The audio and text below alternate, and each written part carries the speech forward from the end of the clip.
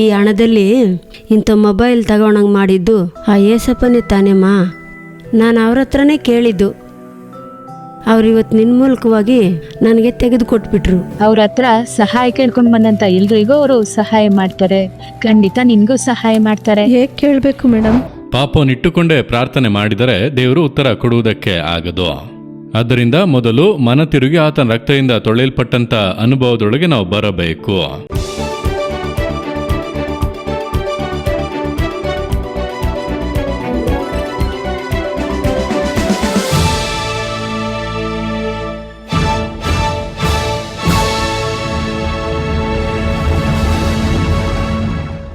ಕ್ರಿಸ್ತನಲ್ಲಿ ಪ್ರಿಯರಾದವರೇ, ನಮ್ಮ ದೇವರಾಗಿರುವ ಯೇಸು ಕ್ರಿಸ್ತನ ಮಧುರವಾದ ನಾಮದಲ್ಲಿ ಹೊಸ ವರ್ಷದ ಶುಭಾಶಯಗಳನ್ನು ತಿಳಿಸುತ್ತೇವೆ. ಇದು ನಿಮ್ಮ ಅದ್ಭುತದ ಸಮಯ.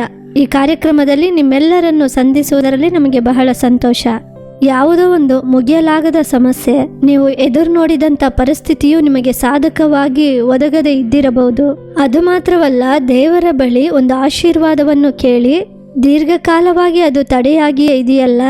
ಈ ಹೊಸ ವರ್ಷವು ನನಗೆ ಹೇಗಿರುತ್ತದೆ ಎಂಬ ಕಳವಳದಿಂದ ಕಾರ್ಯಕ್ರಮ ನೋಡುತ್ತಾ ಇದ್ದೀರಾ? ಚಿಂತಿಸಬೇಡಿರಿ. ದೇವರು ಈ ವರ್ಷದಲ್ಲಿ ಬೇಡಿಕೊಳ್ಳಿರಿ ನಿಮಗೆ ದೊರೆಯುವುದು ಎಂದು ವಾಗ್ದಾನ ಮಾಡಿದ್ದಾರೆ. ಇಷ್ಟು ವರ್ಷಗಳು ಮನುಷ್ಯರ ಬಳಿಯೆಲ್ಲ ಕೇಳಿ ಕೇಳಿ ಮೋಸ ಹೋಗಿದ್ದು ಸಾಕು. ನೀವೀಗ ದೇವರ ಬಳಿ ಬನ್ನಿರಿ, ಅಧಿಕಾರದಿಂದ ಆತನ ಬಳಿ ಕೇಳಿರಿ. ಆಗ ನೀವು ಎದುರು ನೋಡುತ್ತಿರುವ ಒಳ್ಳೆಯ ಕಾರ್ಯವನ್ನು ಖಂಡಿತ ಈ ವರ್ಷದಲ್ಲಿ ಆತ ನಿಮಗೆ ಕೊಡುತ್ತಾನೆ. ನಂಬಿಕೆಯಿಂದ ಕಾರ್ಯಕ್ರಮ ನೋಡಿರಿ. ಈಗ ನಿಜವಾಗಿ ನಡೆದಂಥ ಘಟನೆಯನ್ನು ನಾಟಕದ ರೂಪದಲ್ಲಿ ನೀವು ನೋಡಲಿದ್ದೀರಿ. ಅದಾದ ನಂತರ ನಮ್ಮ ಸಹೋದರ ಮೋಹನ್ ಲಾಜರಸ್ ಅವರು ದೇವರ ಸಂದೇಶವನ್ನು ಹಂಚಿಕೊಂಡು ನಿಮಗಾಗಿ ವಿಶೇಷ ಪ್ರಾರ್ಥನೆಯನ್ನು ಮಾಡಲಿದ್ದಾರೆ.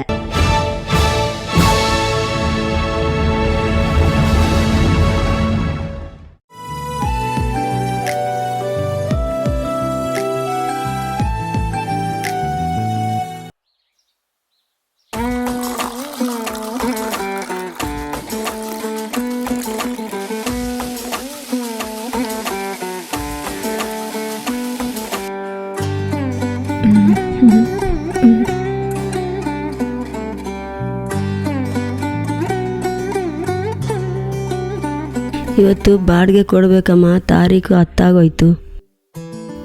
ಸರಿ ಅಮ್ಮ, ಸಂಬಳ ಬಂದ್ಬಿಡುತ್ತೆ, ಕೊಟ್ಬಿಡೋಣ. ನಿನ್ನ ಕೈಗೆ ಹಚ್ಕೊಳ್ಳೋ ಔಷಧಿ ಇದೆಯಾ?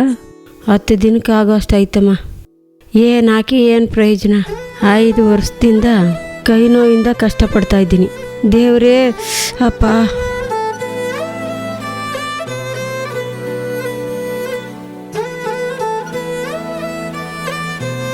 ಸರಿಯಾಗುತ್ತಮ್ಮ. ನೀವು ಬಂದು ದೇವ್ರ ಹತ್ರ ಕೇಳಿ ಏನಾದರೂ ಪರಿಹಾರ ಮಾಡಬೇಕಾ ಅಂತ. ಏನು ತಾನೇ ಕೇಳೋದು, ಹೋಗಮ್ಮ.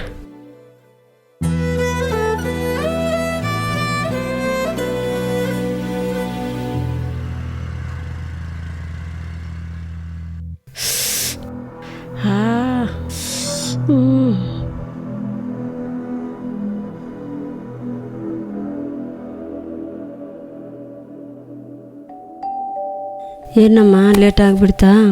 ಹೌದಮ್ಮ, ಅಂಗಡಿಗೆ ಹೋಗಿ ಬಂದೆ, ಸಂಬಳ ಕೊಟ್ಬಿಟ್ರಮ್ಮ. ಹಾಗೆ ಬರೋ ದಾರಿಯಲ್ಲಿ ತರಕಾರಿ ಎಲ್ಲ ತಗೊಂಡು ನಿಮ್ಮ ಕೈಗೆ ಔಷಧಿ ತಗೊಂಡು ಬಂದ್ಬಿಟ್ಟೆ ಅಮ್ಮ. ತಗೊಳ್ಳಿ ಅಮ್ಮ, ನಿಮ್ಗೊಂದು ಹೊಸ ಫೋನ್ ತಗೊಬಂದಿದ್ದೀನಿ ನೋಡಿ, ಚೆನ್ನಾಗಿದೆಯಾ ಅಂತ ಹೇಳಿ. ಮೊಬೈಲ್ ತಗೊಳಕ್ಕೆ ಕಾಸೆಲ್ಲಿತ್ತಮ್ಮ? ಅದಮ್ಮ, ಬೋನಸ್ ಕೊಟ್ಟರು, ಅದ್ರಲ್ಲಿ ನಿಮ್ಗೊಂದು ಫೋನ್ ತಗೋಬಿಟ್ಟೆ.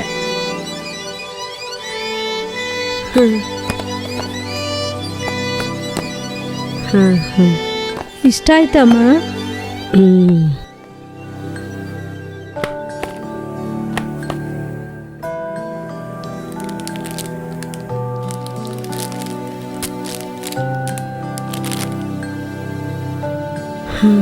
ಏಸಪ್ಪ, ಥ್ಯಾಂಕ್ಸ್ ಅಪ್ಪ.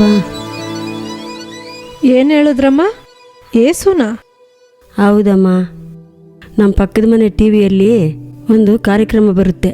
ಅದು ಮನಸ್ಸಿಗೆ ಸಂತೈಸುವಿಕೆ ಆಗಿದೆ. ಅದರಲ್ಲಿ ಮಾತಾಡೋರು ಒಂದಿನ ಯೇಸು ಕ್ರಿಸ್ತನೊಂದು ಮಾತು ಕೊಟ್ಟನು, ನಿಮ್ಮ ದುಃಖ ಹೋಗಿ ಆನಂದ ಬರುವುದು. ಇಂದು ಯಾವುದೋ ಒಂದು ದುಃಖ ನಿಮ್ಮ ಹೃದಯದಲ್ಲಿ ಇರಬಹುದು. ಪಾಪದಿಂದ ಉಂಟಾದಂತ ದುಃಖ, ವ್ಯಾಧಿಯಿಂದ ಉಂಟಾದ ದುಃಖ, ಒಂದು ಕೊರತೆಯಿಂದ ಉಂಟಾದಂತ ದುಃಖ, ಒಂದು ನಿಂದೆ ಅವಮಾನದ ನಿಮಿತ್ತವಾಗಿ ಉಂಟಾದಂಥ ದುಃಖ, ಯಾವುದೋ ಒಂದು ಕಾರ್ಯ ನಿಮ್ಮ ಹೃದಯವನ್ನು ಬಾಧಿಸುತ್ತಾ ದುಃಖ ಪಡಿಸುತ್ತಾ ಇದೆ. ಯೇಸು ಕ್ರಿಸ್ತನು ನಿಮಗೆ ಮಾತು ಕೊಡುತ್ತಾನೆ, ನನ್ನ ಮಗನೇ, ನನ್ನ ಮಗಳೇ, ನಿನ್ನ ದುಃಖ ಹೋಗಿ ಆನಂದ ಬರುವುದು. ಅದಕ್ಕಾಗಿಯೇ ಯೇಸು ಬಂದನು, ನಿಮ್ಮ ದುಃಖವನ್ನು ಸಂತೋಷವಾಗಿ ಬದಲಾಯಿಸಿ ಹಿಂದೆ ಆತನು ಹರ್ಷಿಸುವಂತೆ ಮಾಡುವನು. ಅವ್ರು ಮಾತಾಡೋ ಒಂದೊಂದು ಮಾತು ನನಗಾಗಿಯೇ ಮಾತಾಡಂಗಿದ್ಯಮ್ಮ. ಮನಸ್ಸಿಗೆ ಎಷ್ಟು ಸಂತೈಸುವಿಕೆ ಆಗಿದೆ ಗೊತ್ತಾ. ಆವಾಗಿಂದ ಯೇಸುವೆ ಈ ಕಾರ್ಯಕ್ರಮ ನೋಡೋದಕ್ಕೆ ನನಗೊಂದು ಮೊಬೈಲ್ನ ಕೊಡಿ ಅಂತ ಕೇಳ್ತಾನೇ ಇದ್ದೆ. ಅದಕ್ಕೆ ಯೇಸುವೆ ಥ್ಯಾಂಕ್ಸ್ ಅಂತ ಹೇಳಿದೆ. ಇದರಲ್ಲಿ ಟಿ ವಿ ಪ್ರೋಗ್ರಾಮ್ ಎಲ್ಲ ನೋಡ್ಬೋದು ತಾನೇ? ಹೌದಮ್ಮ, ನೋಡ್ಬೋದು. ಆದರೆ ಇದು ಏಸು ಕೊಟ್ಟಿಲ್ವಲ್ಲ. ಬೋನಸ್ ಬಂದಿದ್ರಿಂದ ನಾನು ತಾನೇ ತೆಕ್ಕೊಟ್ಟೆ. ನೀವು ಥ್ಯಾಂಕ್ಸ್ ಹೇಳ್ಬೇಕಂದ್ರೆ ಮ್ಯಾನೇಜರ್ಗೆ ಹೇಳಬೇಕು. ನಿಮ್ಮ ಮ್ಯಾನೇಜರ್ ಕೊಟ್ಟಿದ್ರು ಈ ಹಣದಲ್ಲಿ ಇಂಥ ಮೊಬೈಲ್ ತಗೊಳಂಗೆ ಮಾಡಿದ್ದು ಆ ಏಸಪ್ಪನೇ ತಾನೇಮ್ಮ. ನಾನು ಅವ್ರ ಹತ್ರನೇ ಕೇಳಿದ್ದು. ಅವರಿವತ್ತು ನಿನ್ನ ಮೂಲಕವಾಗಿ ನನಗೆ ತೆಗೆದು ಕೊಟ್ಬಿಟ್ರು. ಹಾಗಾದರೆ ಆ ಏಸುನ ಸ್ವಲ್ಪ ನಿಮ್ಮ ಕೈ ನೋವು ಸರಿ ಮಾಡಕ್ಕೆ ಹೇಳಿ.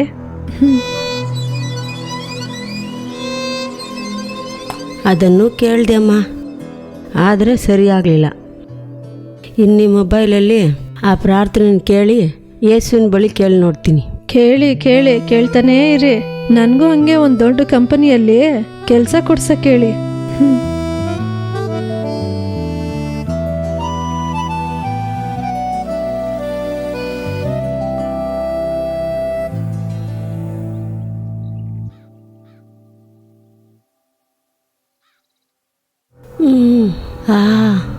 ಏನಮ್ಮ ಆಯ್ತು? ಇನ್ನೂ ಎದ್ದೊಳ್ದಿರಾ ಮಲಗಿದ್ದೀರಾ? ಕೈ ತುಂಬ ನೋವ್ತಾ ಇದೆಯಮ್ಮ.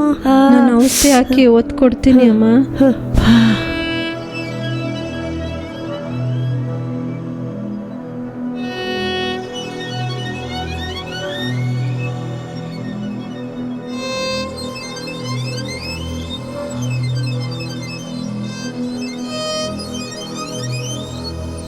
ಅವತ್ತೇ ಡಾಕ್ಟ್ರ್ ಹತ್ರ ಹೋಗೋಣ ಅಂತ ಹೇಳಿದೆ. ನೀವೇ ಯೇಸುವಿನ ಬಳಿ ಕೇಳ್ತೀನಿ ಅಂತ ಹೇಳಿದ್ರಿ. ಹೌದಮ್ಮ, ನಾನು ಕೇಳಿದ ತುಂಬ ವಿಷಯಗಳನ್ನ ಏಸಪ್ಪ ಕೊಟ್ರಮ್ಮ. ಸಾಲ ತಗೊಳ್ದೆ ಈ ತಿಂಗಳನ್ನ ನಡ್ಸಂಗಾಯ್ತು. ಅಪ್ಪ, ನನಗಿದ್ದು ಚಿಂತೆ ಎಲ್ಲ ಎಲ್ಲೋಯ್ತೋ ಗೊತ್ತಿಲ್ಲಮ್ಮ.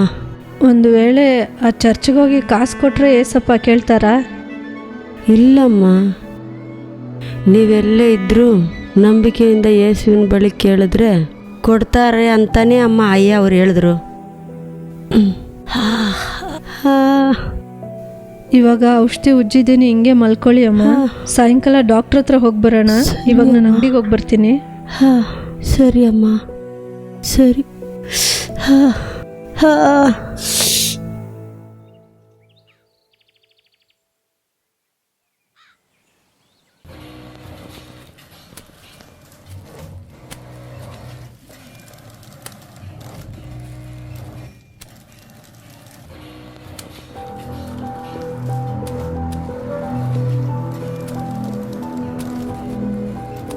Gayatri, sorry madam. ಸರಿಯಾ ಕೆಲಸ ನೋಡಮ್ಮ. ಸರಿ ಮೇಡಮ್.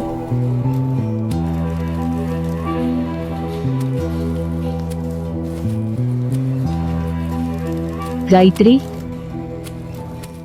ಏನಾಯ್ತು ನಿನಗೆ? ತುಂಬಾ ಡಲ್ ಆಗೇ ಇದೆಯಾ? ನಾನು ಸ್ವಲ್ಪ ದಿನದಿಂದ ನಿನ್ನ ವಾಚ್ ಮಾಡ್ತಾನೆ ಇದ್ದೀನಿ. ಏನಾಯ್ತು? ಅಮ್ಮನಿಗೆ 5 ವರ್ಷದಿಂದ ಕೈ ನೋವು. ಇವತ್ತು ಬೆಳಗ್ಗೆ ತುಂಬ ಕಷ್ಟಪಟ್ಟರು. ಎಲ್ಲ ಔಷಧಿ ಹಾಕಿ ನೋಡಿದ್ರು, ಆದರೂ ಸರಿಯಾಗಲಿಲ್ಲ. ಚಿಂತೆ ಮಾಡಬೇಡ ಗಾಯತ್ರಿ, ಪ್ರೇಯರ್ ಮಾಡೋಣ, ದೇವರು ಸರಿ ಮಾಡ್ತಾರೆ. ನಮ್ಮಮ್ಮ ಅದನ್ನು ಮಾಡಿ ನೋಡ್ಬಿಟ್ರು, ಆದರೆ ನಿಮ್ಮ ಏಸು ಅದನ್ನು ಕೇಳಿನೂ ಸರಿ ಮಾಡಲಿಲ್ಲಲ್ಲ. ನಿಮ್ಮ ಏಸು ಎಲ್ರಿಗೂ ದೇವರಮ್ಮ. ಅವರು ನಾವೆಲ್ಲರೂ ಚೆನ್ನಾಗಿರ್ಬೇಕು ಅಂತಾನೆ ಈ ಲೋಕಕ್ಕೆ ಬಂದಿದ್ದು. ಅವ್ರ ಹತ್ರ ಸಹಾಯ ಕೇಳ್ಕೊಂಡ್ ಬಂದಂತ ಎಲ್ರಿಗೂ ಅವರು ಸಹಾಯ ಮಾಡ್ತಾರೆ. ಖಂಡಿತ ನಿನ್ಗೂ ಸಹಾಯ ಮಾಡ್ತಾರೆ. ಹೇಗೆ ಕೇಳಬೇಕು ಮೇಡಮ್? ನಿಮ್ಮ ಅಮ್ಮನ ಹತ್ರ ಹೇಗಮ್ಮ ಕೇಳ್ತೀಯಾ?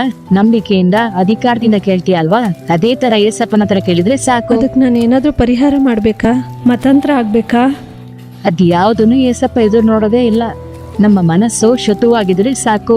ಪೂರ್ತಿ ನಂಬಿಕೆಯಿಂದ ಏಸಪ್ಪ ಇದನ್ನ ಮಾಡಿ ಅಂತ ನಿರ್ದಿಷ್ಟವಾಗಿ ಕೇಳಿದ್ರೆ ಅದನ್ನ ಖಂಡಿತ ಏಸಪ್ಪ ನಮ್ಗೆ ಕೊಡ್ತಾರೆ. ಸರಿ ಮೇಡಮ್. ಸರಿ ಗಾಯತ್ರಿ, ನೀನ್ ಕೆಲ್ಸ ಮಾಡು. ನೀವು ಆಫೀಸ್ನಲ್ಲಿ ಕೆಲಸ ಮಾಡುತ್ತಾ ಇದ್ದರೆ ಆಫೀಸ್ನಿಂದ ಒಂದು ಪೆನ್ ಕೂಡ ನಿಮ್ಮ ಮನೆಗೆ ಬರಬಾರದು. ಒಂದು ಪೇಪರನ್ನು ಕೂಡ ನಿಮ್ಮ ಸ್ವಂತಕ್ಕೆ ನೀವು ತೆಗೆದುಕೊಂಡು ಬರಬಾರದು. ದೇವರದನ್ನು ಗಮನಿಸುತ್ತಾರೆ. ನೀವು ಹಿಂತಿರುಗಿಸಬೇಕು. ಒಂದು ಪೆನ್ ತೆಗೆದುಕೊಂಡು ಬಂದಿದ್ದರೂ ಕೂಡ ಹಿಂತಿರುಗಿಸಬೇಕು. ಒಂದು ಪೇಪರನ್ನು ತೆಗೆದುಕೊಂಡು ಬಂದಿದ್ದರೂ ಕೂಡ ಹಿಂತಿರುಗಿಸಬೇಕು. ಅದು ನಿಮ್ಮದಲ್ಲ. ಅನೇಕರು ಇದನ್ನು ಅರಿತುಕೊಳ್ಳುವುದೇ ಇಲ್ಲ. ಆದ್ದರಿಂದಲೇ ಅನೇಕ ಕ್ರೈಸ್ತ ಕುಟುಂಬಗಳಲ್ಲಿ ಶಾಪಗಳು, ಆಶೀರ್ವಾದ ಇಲ್ಲ, ಬಡತನ, ವ್ಯಾಧಿ, ದಾರಿದ್ರ್ಯ.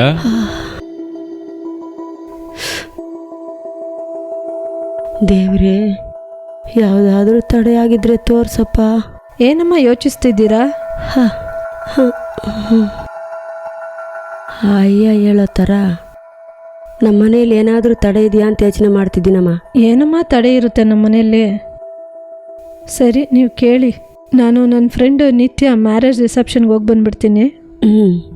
ಅಮ್ಮ, ನಾನು ಈ ಚೈನ್ನ ರಿಸೆಪ್ಷನ್ಗೆ ಹಾಕ್ಕೊಂಡು ಹೋಗ್ಲಮ್ಮ?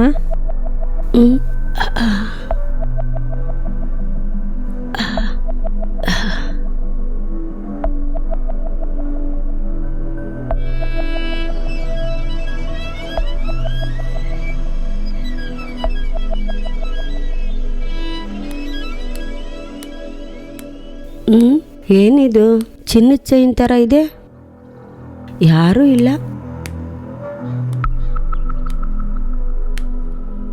ಒಳ್ಳೆ ಕೆಲಸ, ಇಲ್ಲಿ ಯಾರೂ ಇಲ್ಲ. ಅಮ್ಮ ಹತ್ರ ತಗೊಂಡೋಗಿ ಕೊಟ್ಬಿಡೋದು ಅಷ್ಟೇ.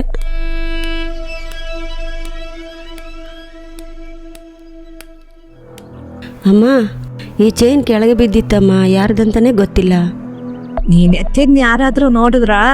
ನಮ್ಮ ಬೀದಿಯಲ್ಲಿ ಯಾರೂ ಇಲ್ಲಮ್ಮ, ಅದಕ್ಕೆ ಮನೆಗೆ ತಗೊಬಂದ್ಬಿಟ್ಟೆ. ನಮ್ ಕಷ್ಟ ನೀಗ್ಸಕ್ಕೆ ಆ ದೇವ್ರೇ ಕೊಟ್ಟವ್ರೆ.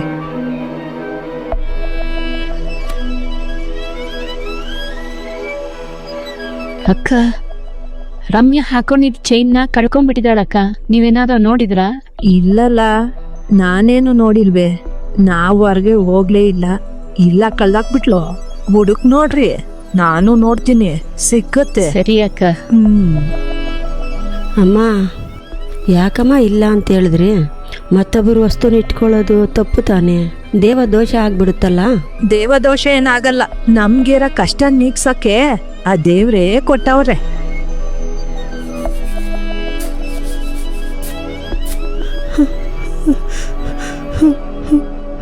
ಗಾಯತ್ರಿ, ಯೇಸುನೇ ಇವತ್ತು ನನಗೆ ತಿಳಿಸ್ಕೊಟ್ಟವ್ರೆ. ಇದೇ ನನ್ನ ಪ್ರಾರ್ಥನೆಗೆ ತಡೆಯಾಗಿತ್ತು. ಇದನ್ನು ಖಂಡಿತ ಅವ್ರ ಹತ್ರ ಕೊಟ್ಬಿಡ್ಬೇಕಮ್ಮ. ಇದು ನಿಮ್ಮ ಮದುವೆ ಮುಂಚೆ ಎತ್ಕೊಂಡಿರೋದಮ್ಮ. ಹೆಂಗಮ್ಮ ಅವ್ರನ್ನ ಹುಡುಕಿ ಕೊಡೋಕ್ಕಾಗುತ್ತೆ? ಅವ್ರು ನಮ್ಮ ಅಜ್ಜಿ ಊರಲ್ಲಿ ಅಮ್ಮ ಇದ್ದಾರೆ. ನಾವು ನಾಳೆನೇ ಹೋಗಿ ನೋಡಿ ಕೊಟ್ಬಿಟ್ಟು ಬಂದ್ಬಿಡೋಣಮ್ಮ. ಹೇಗಿದ್ದೀರಕ್ಕ? ನಾನ್ ಚೆನ್ನಾಗಿದ್ದೀನಿ ಲಕ್ಷ್ಮಿ. ನೀನ್ ಹೇಗಿದೀಯಾ? ಏನ್ ದಿಢೀರಂತ ಬಂದ್ಬಿಟ್ಟೆ? 20 ವರ್ಷದಿಂದೆ ನಿಮ್ಮ ಮಗಳು ರಮ್ಯಾ ಒಂದು ಚೈನ್ ಕಳ್ಕೊಬಿಟ್ಲಲ್ಲ. ಹೌದಮ್ಮ, ಅದಿನ್ನೂ ಸಿಕ್ಕಿಲ್ಲ. ಅಕ್ಕ, ನನ್ನ ಕ್ಷಮಿಸ್ಬಿಡಿ. ಆ ಚೈನ್ನ ನಾನೇ ತಗೊಂಡಿದ್ದು. ನೀವು ಬಂದು ಕೇಳ್ದಾಗ ಕೂಡ ನಮ್ಮಮ್ಮ ನಿಮ್ಮ ಹತ್ರ ಕೊಟ್ಟಿಲ್ಲ. ನಾನು ಅದು ಇಟ್ಕೊಂಡಿರೋದು ತಪ್ಪು ಅಂತ ಯೇಸು ನನಗೆ ತಿಳಿಸ್ಕೊಟ್ರು. ತಗೊಳ್ಳಿ ಅಕ್ಕ, ಯೇಸು ನನಗೆ ತಿಳಿಸ್ಕೊಟ್ರು. ಏನೋ ಏಸು ತಿಳಿಸ್ಕೊಟ್ರ? ಈ ತರ ಒಬ್ರು ದೇವ್ರ ನಂಬಕ್ಕೆ ಹತ್ತಿಲ್ವಲ್ಲ. ಹೌದು ಅಕ್ಕ, ಇವಾಗೇ ನಮಗೆ ಸಂತೋಷವಾಗಿದೆ. ನಾವು ಹೋಗ್ತೀವಿ. ಸರಿ, ಹೋಗೋಣಮ್ಮ. ಸರಿ ಅಮ್ಮ, ಹೋಗೋಣಮ್ಮ. ಓಕೆ ಸರ್, ನಾನು ಜಾಯ್ನ್ ಆಗಿಬಿಡ್ತೀನಿ sir. Okay sir, thank you so much sir.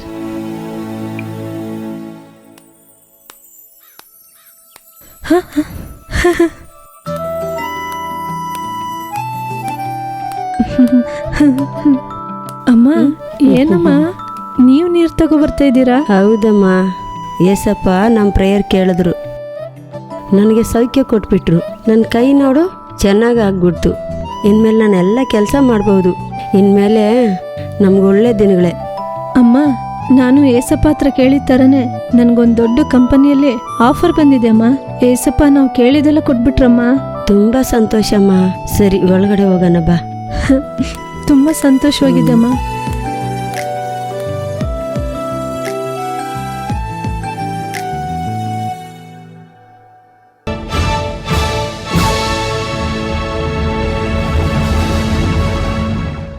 ಪ್ರಿಯರಾದವರೇ, ಯೇಸುಕ್ರಿಸ್ತನ ನಾಮದಲ್ಲಿ ನಾನು ನಿಮ್ಮನ್ನು ವಂದಿಸುತ್ತೇನೆ. ಈ ಹೊಸ ವರ್ಷ ಹೇಗಿದೆ?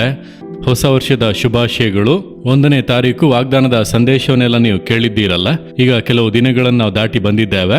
ದೇವರು ನಿಮಗಾಗಿ ಕೊಟ್ಟಿರುವಂತ ವಾಗ್ದಾನ ಮತ್ತಾಯ 7ನೇ ಅಧ್ಯಾಯ 7ನೇ ವಾಕ್ಯ. ಬೇಡಿಕೊಳ್ಳಿರಿ, ನಿಮಗೆ ದೊರೆಯುವುದು; ಹುಡುಕಿರಿ, ನಿಮಗೆ ಸಿಕ್ಕುವುದು; ತಟ್ಟಿರಿ, ನಿಮಗೆ ತೆರೆಯುವುದು. 3 ಕಾರ್ಯಗಳನ್ನು ಹೃದಯದಲ್ಲಿ ಇಟ್ಟುಕೊಳ್ಳಿರಿ. ಬೇಡಿಕೊಳ್ಳಬೇಕು, ಹುಡುಕಬೇಕು, ತಟ್ಟಬೇಕು. ಬೇಡಿಕೊಳ್ಳುವುದು ನಮಗೆ ಬೇಕಾದ ಮೇಲುಗಳನ್ನು ನಾವು ಬೇಡಿ ಹೊಂದಿಕೊಳ್ಳುವುದು, ನಾವೇ ಅದನ್ನು ಕೇಳಿ ಹೊಂದಿಕೊಳ್ಳುವುದು. ಹುಡುಕುವುದು ಅನ್ನುವಾಗ ದೇವರ ಮುಖವನ್ನು ಹುಡುಕಿ ಆತನನ್ನು ದರ್ಶಿಸಬೇಕು, ಆತನೊಂದಿಗೆ ಮಾತನಾಡಬೇಕೆಂದು ಆತ್ಮೀಕ ಮೇಲುಗಳನ್ನು ಹೊಂದಿ ಆತನೊಟ್ಟಿಗೆ ಅನ್ಯೋನ್ಯವಾಗಿ ಬಾಳಲು ಆತನ ಸಮ್ಮುಖವನ್ನು ಹುಡುಕುವುದು. ತಟ್ಟುವುದು ಅನ್ನುವಾಗ ಅದು ಮತ್ತೊಬ್ಬರಿಗಾಗಿ, ಇತರರಿಗಾಗಿ ದೇವರ ಮುಂದೆ ವಿಜ್ಞಾಪಿಸಿ ಪ್ರಾರ್ಥಿಸುವುದು. ಈ 3 ಕಾರ್ಯಗಳು ನೀವು ಕರೆಕ್ಟಾಗಿ ಮಾಡುವುದಾದರೆ ಬೇಡಿಕೊಳ್ಳುವ ಪ್ರತಿಯೊಬ್ಬನು ಹೊಂದುವನು ಎಂಬ ವಾಕ್ಯದಂತೆ ನೀವು ಬೇಡಿಕೊಳ್ಳುವ ಮೇಲುಗಳನ್ನು ಖಂಡಿತವಾಗಿ ಹೊಂದಿಕೊಳ್ಳುವಿರಿ. ನಿಮ್ಮ ಪ್ರಾರ್ಥನೆಯನ್ನು ಆತನು ಯಾವಾಗಲೂ ಗಮನಿಸುತ್ತಾ ನಿಮ್ಮನ್ನು ದೃಷ್ಟಿಸಿ ನೋಡುತ್ತಾ ಇದ್ದಾನೆ. ಆದರೆ ಕೇಳಿ ಹೊಂದಿಕೊಳ್ಳಬೇಕು ಅಂದರೆ ಕೆಲವು ಕಾರ್ಯಗಳಲ್ಲಿ ಗಮನ ಕೊಡಬೇಕು. 1 ಯೋಹಾನ 14ನೇ ಅಧ್ಯಾಯ 14ನೇ ವಾಕ್ಯದಲ್ಲಿ ಯೇಸು ಹೇಳುತ್ತಾನೆ, ನನ್ನ ಹೆಸರಿನಲ್ಲಿ, ಅಂದರೆ ನನ್ನ ಹೆಸರಿನಲ್ಲಿ ನೀವೇನೇ ಬೇಡಿಕೊಂಡರೋ ಅದನ್ನು ಹೊಂದಿಕೊಳ್ಳುವಿರಿ. ಅಂದರೆ ಯೇಸುವಿನ ಹೆಸರನ್ನು ಹೇಳಿ ನಾವು ಪ್ರಾರ್ಥಿಸಬೇಕು. ಯೇಸುವಿನ ಹೆಸರಿನಲ್ಲಿ ಬೇಡುತ್ತೇನೆ, ಯೇಸು ಎಂಬಂತ ಹೆಸರನ್ನು ಹೇಳಿ ನೀವು ಪ್ರಾರ್ಥನೆ ಮಾಡುವಾಗಲೇ ಆ ಪ್ರಾರ್ಥನೆಗೆ ಉತ್ತರ ಸಿಗುತ್ತದೆ. ನೀವು ಕೇಳುವುದನ್ನು ಹೊಂದಿಕೊಳ್ಳಬಹುದು. ನೀವು ಯೇಸುವಿನ ಹೆಸರನ್ನು ಪ್ರಾರ್ಥನೆಯಲ್ಲಿ ಉಪಯೋಗಿಸದೇ ಇದ್ದರೆ ಆ ಪ್ರಾರ್ಥನೆ ಕೇಳಲ್ಪಡುವುದಿಲ್ಲ, ಅದು ಪರಲೋಕಕ್ಕೆ ಹೋಗುವುದಿಲ್ಲ, ಉತ್ತರ ಬರುವುದೂ ಇಲ್ಲ. ನೀವು ಅರಿತುಕೊಳ್ಳಿರಿ. 2ನೇದಾಗಿ ನಂಬಿಕೆಯಿಂದ ಬೇಡಿಕೊಳ್ಳಬೇಕು. ಮತ್ತಾಯ 21ನೇ ಅಧ್ಯಾಯ 22ನೇ ವಾಕ್ಯದಲ್ಲಿ ಯೇಸು ಹೇಳುತ್ತಾನೆ, ನೀವು ನಂಬಿಕೊಂಡು ಪ್ರಾರ್ಥನೆಯಲ್ಲಿ ಏನೇನು ಬೇಡಿಕೊಳ್ಳುವಿರೋ ಅದನ್ನೆಲ್ಲ ಹೊಂದುವಿರಿ ಎಂಬುದಾಗಿ. ನೀವೇನು ಕೇಳುತ್ತೀರೋ, ಸೌಖ್ಯವಾ, ಬಿಡುಗಡೆಯ, ಒಂದು ಮೇಲ, ಯಾವ ಆಶೀರ್ವಾದ? ಆಶೀರ್ವಾದಗಳಲ್ಲಿ ಅನೇಕ ಆಶೀರ್ವಾದಗಳು ಆತನ ಕರಗಳಲ್ಲಿ ಇದೆ. ನೀವು ಕೇಳುವಾಗ ನಂಬಿಕೆಯಿಂದ ಹೊಂದಿಕೊಳ್ಳುತ್ತೇವೆ ಎಂಬಂತ ನಂಬಿಕೆಯಿಂದ ಕೇಳಿದರೆ ಮಾತ್ರ ಅದನ್ನು ಹೊಂದಲು ಸಾಧ್ಯ. ನಿಮ್ಮ ಹೃದಯದಲ್ಲಿ ಸಂದೇಹ ಇರುವುದಾದರೆ ದೇವರು ನಿಮ್ಮ ಪ್ರಾರ್ಥನೆಗೆ ಉತ್ತರ ಕೊಡುವುದಕ್ಕಾಗುವುದಿಲ್ಲ ಎಂದು ವಾಕ್ಯ ಹೇಳುತ್ತದೆ. ಹಾಗಾದರೆ ನೀವು ನಂಬಿಕೆಯಿಂದ ಬೇಡಿಕೊಳ್ಳುವಾಗ ಮಾತ್ರವೇ, ನೀವು ಸತ್ಯವೇದವನ್ನು ಓದುತ್ತಾ ಅದನ್ನು ಧ್ಯಾನಿಸುವಾಗ ನಿಮ್ಮಲ್ಲಿ ನಂಬಿಕೆ ಹೆಚ್ಚುತ್ತದೆ. ಆದ್ದರಿಂದ ದೇವರ ಬಳಿಯಲ್ಲಿ ಬೇಡಿಕೊಳ್ಳುವಾಗ ಆತನು ನನಗೆ ಮಾಡುತ್ತಾನೆ, ಅದ್ಭುತ ನಡೆಯುತ್ತದೆ, ಬಿಡುಗಡೆ ಉಂಟಾಗುತ್ತದೆ, ನಾನಿದನ್ನು ಹೊಂದುತ್ತೇನೆ ಎಂಬಂತ ನಂಬಿಕೆಯಿಂದ ನೀವು ಬೇಡಿಕೊಳ್ಳಬೇಕು. ಆಗ ನೀವು ಅದನ್ನು ಹೊಂದಿಕೊಳ್ಳುವಿರಿ. 3ನೇದಾಗಿ ಇನ್ನೊಂದು ಮುಖ್ಯವಾದ ಕಾರ್ಯ ಇದೆ. ಯೆಶಾಯ 59ನೇ ಅಧ್ಯಾಯ 2ನೇ ವಾಕ್ಯದಲ್ಲಿ, ನಿಮ್ಮ ಪಾಪಗಳೇ ಆತನು ಕೇಳಲಾರದಂತೆ ಆತನ ಮುಖಕ್ಕೆ ಅಡ್ಡವಾಗಿವೆ. ಅಂದರೆ ನಮ್ಮ ಪಾಪಗಳು ದೇವರು ನಮ್ಮ ಪ್ರಾರ್ಥನೆಗೆ ಕಿವಿಗೊಡದೆ ಇರುವಂತೆ, ನಮ್ಮ ಪ್ರಾರ್ಥನೆಗೆ ಉತ್ತರವನ್ನು ಕೊಡುವುದಕ್ಕಾಗದೇ ಇರುವಂತೆ ಆತನ ಮುಖವನ್ನು ನಮಗೆ ಮರೆ ಮಾಡುತ್ತಿವೆ. ಅದು ಬಹಳ ಮುಖ್ಯ. ಪಾಪವನ್ನಿಟ್ಟುಕೊಂಡೇ ಪ್ರಾರ್ಥನೆ ಮಾಡಿದರೆ ದೇವರು ಉತ್ತರ ಕೊಡುವುದಕ್ಕೆ ಆಗದು. ಆದ್ದರಿಂದ ಮೊದಲು ಮನ ತಿರುಗಿ ಆತನ ರಕ್ತದಿಂದ ತೊಳೆಯಲ್ಪಟ್ಟಂತ ಅನುಭವದೊಳಗೆ ನಾವು ಬರಬೇಕು. ನಾವು ರಕ್ಷಿಸಲ್ಪಟ್ಟ ನಂತರವೂ ಕೂಡ ಕೆಲವೊಂದು ಪಾಪಗಳು ನಮಗೆ ತಿಳಿಯದೆ, ನಾವು ಅದನ್ನು ತಪ್ಪೆಂಬುದಾಗಿ ತಿಳಿಯದೆ ಮಾಡುತ್ತಾ ಇರುತ್ತೇವೆ, ಅಥವಾ ನಾವು ಅದನ್ನು ಎಷ್ಟೋ ವರ್ಷಗಳ ಹಿಂದೆ ಮಾಡಿರುತ್ತೇವೆ. ಆ ಪಾಪವು ನಮ್ಮ ಆಶೀರ್ವಾದಕ್ಕೆ ತಡೆಯಾಗಿರುತ್ತದೆ, ನಮ್ಮ ಪ್ರಾರ್ಥನೆಗಳಿಗೆ ಉತ್ತರಗಳು ಬರದೇ ಇರುವಂತೆ ತಡೆಯಾಗಿ ಕೂಡ ಇರಬಹುದು. ನೀವೀಗ ಒಂದು ನಾಟಕವನ್ನು ನೋಡಿದಿರಲ್ಲ, ಅದು ಸತ್ಯ ಘಟನೆ, ನಿಜವಾಗಿ ನಡೆದಂಥ ಒಂದು ಸಂಗತಿನೇ ನಾವು ನಾಟಕವಾಗಿ ತೆಗೆದಿದ್ದೇವೆ, ಅದು ಸತ್ಯ ಘಟನೆ. ಇದೇ ರೀತಿಯಾಗಿಯೇ ನಡೆಯಿತು. ಒಬ್ಬ ಸಹೋದರಿ, ಅವರು ಯೇಸುವನ್ನು ಅರಿಯದೇ ಇರುವಂತ ಕಾಲದಲ್ಲಿ, ಅವ್ರ ಸ್ಕೂಲ್ನಲ್ಲಿ ಓದುತ್ತಿದ್ದಂಥ ಕಾಲದಲ್ಲಿ ಈ ರೀತಿ ಒಂದು ಆಭರಣವನ್ನು ತೆಗೆದುಕೊಂಡು ತಾಯಿಯ ಬಳಿ ಕೊಟ್ಟರು. ಅದರ ಮಾಲೀಕರು ಬಂದು ಕೇಳುವಾಗ ಅದನ್ನು ಕೊಡಲಿಲ್ಲ, ಮರೆ ಮಾಡಿ ಇಟ್ಟುಕೊಂಡರು. ಆದರೆ 20 ವರ್ಷಗಳ ನಂತರ ಅವರು ಯೇಸುವನ್ನು ಸ್ವೀಕರಿಸಿಕೊಂಡರು, ರಕ್ಷಣೆ ಹೊಂದಿದರು, ಪ್ರಾರ್ಥಿಸುತ್ತಾರೆ. ಕೆಲವೊಂದು ರೋಗಗಳು ಗುಣವಾಗುತ್ತಲೇ ಇಲ್ಲ. ಯಾಕೆ ದೇವರು ಇದಕ್ಕೆ ನನಗೆ ಉತ್ತರವನ್ನೇ ಕೊಡುತ್ತಾ ಇಲ್ಲ? ಆಗ ದೇವರು ನೆನಪಿಗೆ ತಂದರು, ಇಷ್ಟು ವರ್ಷಗಳ ಹಿಂದೆ ನೀನೊಬ್ಬರ ಚೈನನ್ನು ತೆಗೆದುಕೊಂಡೇ ಅಲ್ಲ, ನಾನು ನಿನ್ನನ್ನು ಹೇಗೆ ಆಶೀರ್ವದಿಸುವುದು? ನಂತರ ಅವರನ್ನು ಹುಡುಕಿ ಅಲ್ಲಿಗೆ ಹೋಗಿ ಅದನ್ನು ಹಿಂತಿರುಗಿಸಿದಾಗ ಅವರ ಪ್ರಾರ್ಥನೆಗೆ ಉತ್ತರ ಬಂದಿತ್ತು. ಆ ನಿಜ ಸಂಭವವನ್ನೇ ನಾಟಕವಾಗಿ ನಾವು ತೆಗೆದಿದ್ದೇವೆ. ನಾನು ಮಯನ್ಮಾರ್ ದೇಶಕ್ಕೆ ಸೇವೆಗಾಗಿ ಹೋಗಿದ್ದೆನು. ಆಗ ಒಂದು ದೊಡ್ಡ ಹಾಲ್, ಅನೇಕ ಜನರು ಕೂಡಿ ಬಂದಿದ್ದರು. ಪ್ರಾರ್ಥನೆ ನಡೆಸುವಾಗ ದೇವರಾತ್ಮನು ನನ್ನ ಮೇಲೆ ಬಲವಾಗಿ ಇಳಿದನು. ಆಗ ಪವಿತ್ರಾತ್ಮನು ಹೇಳಿದನು, ಇಲ್ಲಿ ಒಬ್ಬರು ಸಹೋದರಿ ರಕ್ಷಿಸಲ್ಪಟ್ಟವರು, ಅಭಿಷೇಕ ಹೊಂದಿದವರು ಸೇವೆ ಮಾಡುತ್ತಾ ಇದ್ದಾರೆ. ಕೆಲವು ವರ್ಷಗಳಾಗಿ ಅವರ ಮೂಳೆಗಳಲ್ಲಿ ನೋವು, ಅದರಿಂದ ಬಹಳ ಕಷ್ಟ, ಸೇವೆ ಮಾಡೋದಕ್ಕೂ ಕಷ್ಟ. ಅದರ ಮಧ್ಯದಲ್ಲೂ ಸೇವೆ ಮಾಡುತ್ತಾರೆ, ಇತರರಿಗಾಗಿ ಪ್ರಾರ್ಥಿಸುತ್ತಾರೆ, ಅದ್ಭುತಗಳು ನಡೆಯುತ್ತಿವೆ, ಸೌಖ್ಯ ಉಂಟಾಗುತ್ತಿವೆ. ಇವರಿಗಾಗಿ ಪ್ರಾರ್ಥನೆ ಮಾಡಿದರೆ ದೇವರದಕ್ಕೆ ಉತ್ತರವನ್ನೇ ಕೊಡುತ್ತಿಲ್ಲ. ಇವರಿಗೆ ನೋವು, ವ್ಯಾಧಿ, ವೇದನೆ ಮುಂದುವರಿಯುತ್ತಲೇ ಇದೆ. ಕೆಲ ಸಮಯಗಳಲ್ಲಿ ನನಗೆ ಮಾತ್ರ ಯಾಕೆ ಸೌಖ್ಯವಾಗುತ್ತಿಲ್ಲ, ನಾನು ಹೋಗಿ ಸೇವೆ ಮಾಡಿದರೆ ಮತ್ತೊಬ್ಬರಿಗಾಗಿ ಪ್ರಾರ್ಥಿಸಿದರೆ ಅಲ್ಲಿ ಸೌಖ್ಯವಾಗುತ್ತಿದೆ, ಆ ರೀತಿ ಯೋಚನೆ. ಆಗ ದೇವರು ಮಾತನಾಡಿದರು, ನೀನು ಈ ರೀತಿಯಾಗಿ ಯೋಚಿಸುತ್ತಿದ್ದೀಯಾ ಮಗಳೇ? ನಿನ್ನ ಪಾಪವೇ ನಿನಗೆ ತಡೆಯಾಗಿದೆ. ಯಾವ ಪಾಪ ಎಂಬುದಾಗಿ ಕೇಳುವಾಗ ನೀನು ಮತ್ತೊಬ್ಬರ ಕುರಿತಾಗಿ ಆಡಿದ ಮಾತುಗಳು, ಮತ್ತೊಬ್ಬರನ್ನು ಗಾಯಗೊಳಿಸಿದಂಥ ಕಾರ್ಯಗಳು, ನಿನ್ನ ಮಾತಿನಿಂದ ಗಾಯಗೊಂಡಂಥವರು ಅನೇಕರು. ನಿನ್ನ ಬಾಯ ಮಾತುಗಳಿಂದ ನೀನು ಅನೇಕರನ್ನು ದುಃಖಪಡಿಸಿದ್ದೀಯ. ಆ ಪಾಪಗಳನ್ನು ಬಿಟ್ಟು ನೀನು ಮನ ತಿರುಗಿದರೆ ನಿನಗೆ ಸೌಖ್ಯವಾಗುತ್ತದೆ. ಅದುವರೆಗೂ ಅವರದನ್ನು ದೊಡ್ಡದಾಗಿ ಎಣಿಸಲೇ ಇಲ್ಲ. ಏನೋ ಒಬ್ಬರ ಬಗ್ಗೆ ಒಬ್ಬರು ಮಾತನಾಡುವುದು, ಕೊರತೆ ಹೇಳುವುದು ತಾನೆ ಎಂದು ಅಂದುಕೊಂಡಿದ್ದರು. ದೇವರು ಅದನ್ನು ಅರಿವಿಗೆ ತಂದ ಕೂಡಲೇ ಕಣ್ಣೀರಿನಿಂದ ಮನ ತಿರುಗಿ, ನನ್ನನ್ನು ಕ್ಷಮಿಸಿರಿ ದೇವರೇ, ನಾನು ಇತರರನ್ನು ಗಾಯಗೊಳಿಸುವಂತೆ ಮಾತನಾಡಿದ್ದೇನೆ, ಅದರ ಪ್ರಜ್ಞೆ ಇಲ್ಲದಂತೆ ಇದ್ದೇನೋ, ನನ್ನನ್ನು ಕ್ಷಮಿಸಿರಿ ಎಂಬುದಾಗಿ ಒಪ್ಪಿಸಿಕೊಟ್ಟರು. ಆ ಕ್ಷಣದಲ್ಲೇ ಆ ಮೂಳೆಯಲ್ಲಿದ್ದಂಥ ನೋವೆಲ್ಲ ನೀಗಿತು. ಅವರು ವೇದಿಕೆ ಮೇಲೆ ಬಂದು ಎಲ್ಲರ ಮುಂದೆ ಅದನ್ನು ಸಾಕ್ಷಿಯಾಗಿ ಹೇಳಿದರು. ಅದೊಂದು ಪಾಪ ಎಂಬುದಾಗಿ ತೋರಲಿಲ್ಲ. ದೇವರಿಂದ ಅರಿವಿಗೆ ತಂದಾಗಲೇ ನನಗೆ ಅದು ತಿಳಿಯಿತು, ಎಷ್ಟು ದೊಡ್ಡ ಪಾಪವನ್ನು ನಾನು ಮಾಡಿದ್ದೇನೆ ನನಗೆ ತಿಳಿಯಲಿಲ್ಲ ಎಂಬುದಾಗಿ. ನಾವು ಅನೇಕ ಕಾರ್ಯಗಳನ್ನು ಲೋಕದ ರೀತಿಯಾಗಿಯೇ ನೋಡುತ್ತೇವೆ. ಇದೇನು ಎಲ್ಲರೂ ಮಾಡುವುದು ತಾನೆ, ಎಲ್ಲರೂ ಮಾತನಾಡುವುದು ತಾನೆ ಎಂದು ಅಂದುಕೊಳ್ಳುತ್ತೇವೆ.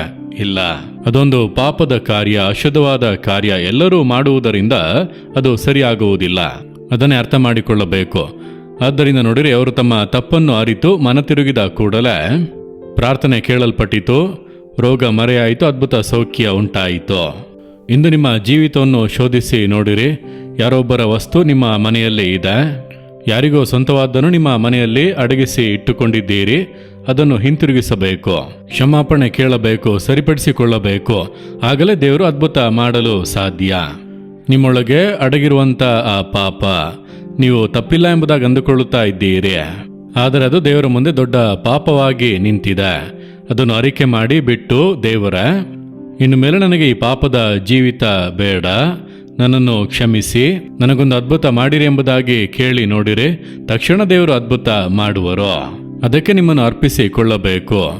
ಅದಕ್ಕಾಗಿಯೇ ಶಿಲುಬೆಯಲ್ಲಿ ಯೇಸು ಕ್ರಿಸ್ತನು ತನ್ನ ರಕ್ತವನ್ನು ಸುರಿಸಿದನು. ಯೇಸು ಕ್ರಿಸ್ತನ ರಕ್ತ ಸಕಲ ಪಾಪಗಳ ನಿವಾರಣೆ ಮಾಡಿ ನಮ್ಮನ್ನು ಶುದ್ಧೀಕರಿಸುವುದು.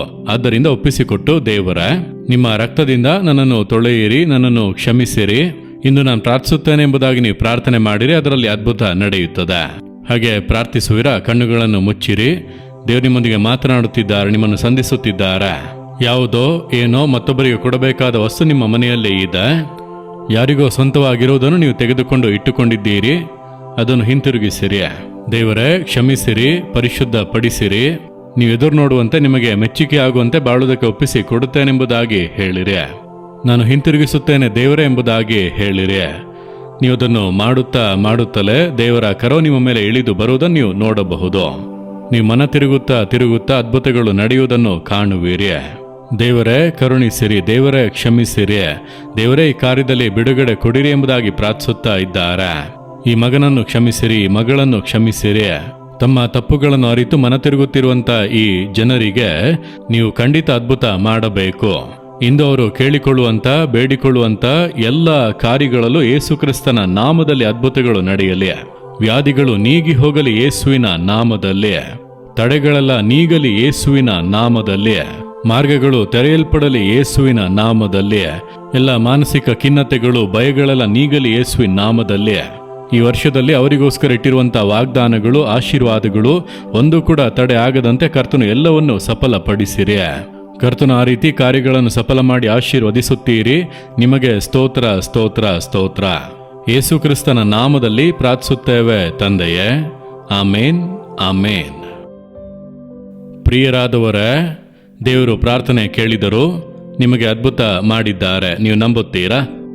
ಈ ವರ್ಷದಲ್ಲಿ ಕರ್ತನು ಕೊಟ್ಟ ವಾಗ್ದಾನದ ಪ್ರಕಾರ ನೀವು ಬೇಡಿಕೊಂಡದ್ದನ್ನು ಹೊಂದಿಕೊಂಡಿದ್ದೀರಿ. ದೇವರೇ, ನಾನು ಬೇಡಿಕೊಂಡೆ, ನೀವು ಕೊಟ್ಟಿದ್ದೀರಿ, ನಂಬುತ್ತೇನೆಂಬುದಾಗಿ ದೇವರಿಗೆ ಸ್ತೋತ್ರ ಮಾಡಿರಿ. ನೀವು ಪ್ರಾರ್ಥಿಸುವಾಗ ಇದನ್ನೆಲ್ಲ ಗಮನದಲ್ಲಿ ಇಟ್ಟುಕೊಳ್ಳಬೇಕು. ಸುಮ್ಮನೆ ಏನು ಕೇಳಿದರೂ ಕೊಡುತ್ತಾರೆ ಎಂಬುದಾಗಿ ನೀವು ಪ್ರಾರ್ಥಿಸಿ ಏನನ್ನು ಹೊಂದದೇ ಇದ್ದೀರಿ. ನೀವು ನಿಮ್ಮ ಹೃದಯವನ್ನು ಶೋಧಿಸಿ ನೋಡಬೇಕು. ಯೇಸುವಿನ ಹೆಸರಿನಲ್ಲಿ ಪ್ರಾರ್ಥನೆ ಮಾಡಬೇಕು. ಅದೇ ಸಮಯದಲ್ಲಿ ದೇವರ ಚಿತ್ತಾನುಸಾರವಾಗಿ ಬೇಡಿಕೊಳ್ಳಬೇಕು. ದೇವರ ಬಳಿಯಲ್ಲಿ ಕೇಳುತ್ತಾ ಇರುವಂಥದ್ದು ದೇವರ ಚಿತ್ತವ ಎಂಬುದಾಗಿ ನಾವು ಅರಿತು ಕೇಳಬೇಕು. ನಂಬಿಕೆಯಿಂದ ಕೇಳಬೇಕು. ಖಂಡಿತ ಅದ್ಭುತ ನಡೆಯುತ್ತದೆ. ಯಾವಾಗ ಯಾವುದಕ್ಕಾಗಿ ಪ್ರಾರ್ಥಿಸಿದರೂ ಇದನ್ನು ಮನಸ್ಸಿನಲ್ಲಿ ಇಟ್ಟುಕೊಂಡು ಪ್ರಾರ್ಥಿಸಿರಿ. ಈ ವರ್ಷದಲ್ಲಿ ನೀವು ಬೇಡಿಕೊಳ್ಳುವುದೆಲ್ಲವನ್ನು ಕರ್ತನು ನಿಮಗೆ ಅನುಗ್ರಹಿಸಿ ಸಫಲಪಡಿಸಿ ನಡೆಸುವನು. ಆಮೇನ್, ಆಮೇನ್. ಪ್ರಿಯರಾದವರೇ, ದೇವರ ಸಂದೇಶ ಕೇಳಿದಿರಾ? ನಿಮಗೆ ಬಹಳ ಆಶೀರ್ವಾದವಾಗಿತ್ತೆಂದು ನಾವು ನಂಬುತ್ತೇವೆ. ನೀವು ಹೊಂದಿಕೊಂಡಂಥ ಮೇಲುಗಳನ್ನು, ಆಶೀರ್ವಾದಗಳನ್ನು ನಮ್ಮೊಂದಿಗೆ ಹಂಚಿಕೊಳ್ಳಲು ಮರೆಯಬೇಡಿ. ಮತ್ತೊಮ್ಮೆ ಇನ್ನೊಂದು ಕಾರ್ಯಕ್ರಮದಲ್ಲಿ ಸಂಧಿಸೋಣ. ಅದುವರೆಗೂ ಕರ್ತನ ಕೃಪೆ ನಿಮ್ಮೆಲ್ಲರೊಂದಿಗೂ ಇರಲಿ. ಆಮೇನ್. This program is sponsored by Brother Silvaraj and family, Tiruchendur. Philippi 4:19 ದೇವರು ತನ್ನ ಐಶ್ವರ್ಯಕ್ಕೆ ತಕ್ಕ ಹಾಗೆ ನಿಮ್ಮ ಪ್ರತಿಯೊಂದು ಕೊರತೆಯನ್ನು ನೀಗಿಸಲಿ.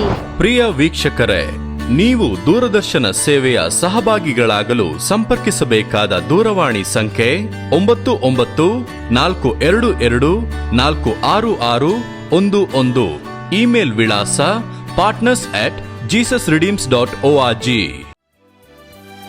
For further details and prayer support, Jesus Redeems Ministries, Nalamavadi, Thoothukudi District, 628211. Our phone number 08035454545. God bless you.